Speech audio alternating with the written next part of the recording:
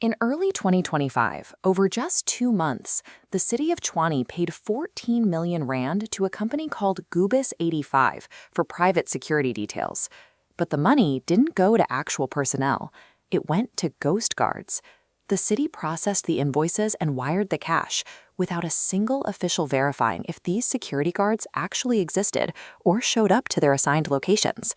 This massive oversight is now the focus of the Madlanga Commission of Inquiry, which is investigating criminality and political interference within the justice system.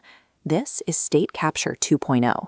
Law enforcement and municipal safety are being systematically hollowed out from the inside, transforming these institutions into empty shells through an endogenous collapse of command. Siphoning 2.9 billion rand through a single municipal security tender doesn't happen by accident. It requires a highly organized three-tier ecosystem operating right beneath the surface. The modern shadow state operates as a parasite. It's an ecosystem built directly into the architecture of the government bodies meant to protect the public. We start at the bottom, the administrative layer. This is the domain of bureaucrats like Chukwudu Malachi, the suspended director of assets for the Tshwane Metro Police Department.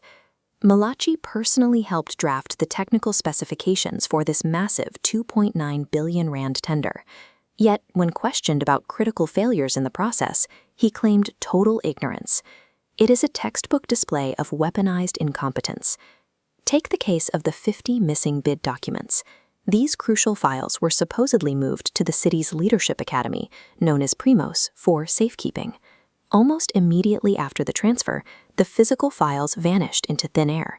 When pressed on why millions were paid out for unverified security services, Malachi cited severe capacity constraints. He argued his team simply didn't have the staffing to physically inspect the sites and check if the guards were there.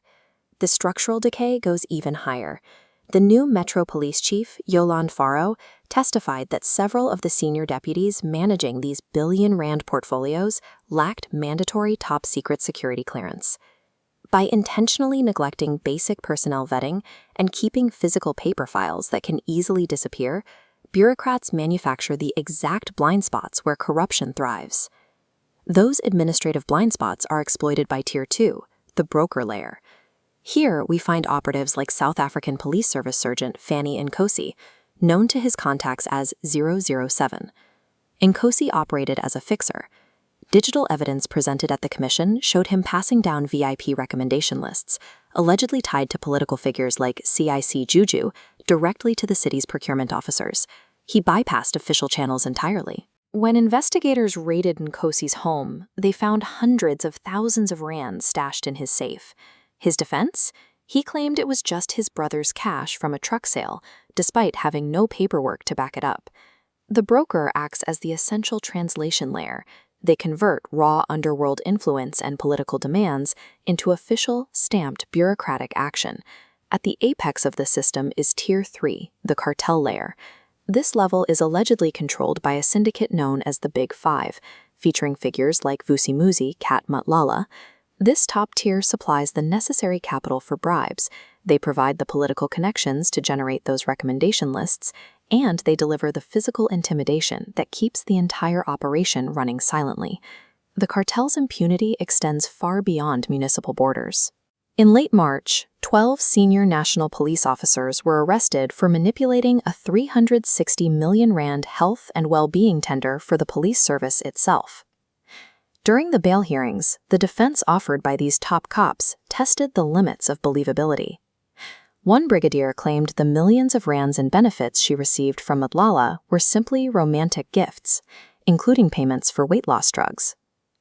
But here is the crucial reality. The cartel layer's capital and muscle are completely useless. They cannot extract a single rand from the state without the systemic, intentional vulnerabilities provided by the brokers and the bureaucrats below them. The institutional immune system is starting to fight back. Chief Faro immediately halted the ad hoc security payments, holding her ground even after facing a vicious, coordinated smear campaign targeting her qualifications. At the national level, the president's special task team is actively dismantling the network, executing high-profile arrests of the senior officers implicated during the commission's hearings. Yet the core, terrifying revelation of the Madlanga Commission remains. Syndicate bosses cannot steal municipal funds on their own. They require government officials who are willing to lose files, look the other way, and approve fake invoices. Ending this cycle of institutional capture depends on the total overhaul of the state's most mundane administrative machinery. This means enforcing top-secret vetting for all senior managers. It means strictly digitizing all physical tender files so they can never go missing. And it means holding directors legally liable when millions of rands are lost to convenient administrative oversights. The shadow state ultimately operates through purchase orders, invoices, and paperwork. Fixing the boring bureaucracy is the most devastating weapon we have to destroy it.